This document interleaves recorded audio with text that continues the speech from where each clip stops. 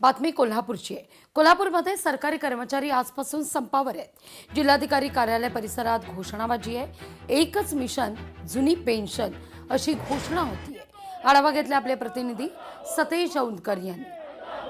एकच मिशन जुनी पेन्शन अशा घोषणा देत कोल्हापूर जिल्ह्यातील जवळपास 65,000 पेक्षा अधिक सरकारी आणि निमसरकारी कर्मचारी आता रस्त्यावरती उतरलेले आपल्याला पाहायला मिळत आहेत। सध्या आपण आहोत कोल्हापुरातल्या जिल्हाधिकारी कार्यालयाच्या समोर आणि इथली दृश्य पाहतोय। यामध्ये शासकीय निमशासकीय कर्मचारी, शिक्षक, शिक्षकेतर कर्मचारी संघटना सहभागी झाल्या आहेत। एकच मिशन जुनी पेन्शन हे घोषवाक्य घेऊन हे सगळेजण रस्त्यावरती उतरलेले आपल्याला पाहायला मिळत आहेत।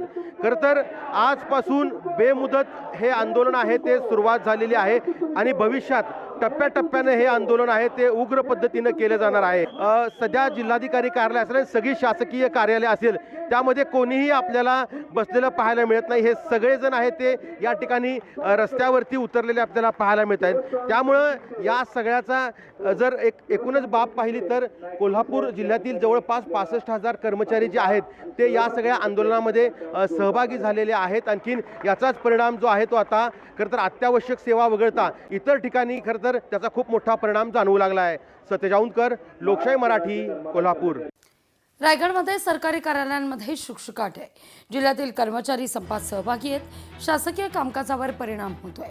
संपकरी कर्मचाऱ्यांचा जिल्हाधिकारी कार्यालयावर मोर्चा सुद्धा आहे।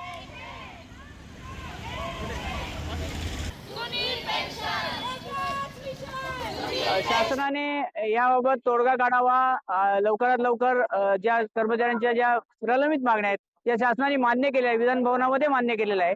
मुख्यमंत्री महोदय, माननीय माजी मुख्यमंत्री शिंदे साहेबांनी मान्य केलेल्या आहे। ह्या सगळ्या मागण्या त्यांनी मान्य जर केल्या आणि तात्काळ लागू केल्या तर आम्ही शासनाच्या सहकार्य करण्यासाठी आम्ही तयार आहोत। बाप लेकांचा ट्रॅफिक पोलिसावर हल्ला आहे। छत्रपती संभाजीनगरमधल्या भगवान महावीर चौकात ही घटना घडली आहे। वाहतूक नियमांचं उल्लंघन करूनही अरे रावी आहे। फाईन का मारता म्हणत अश्लील शिवीगाळ।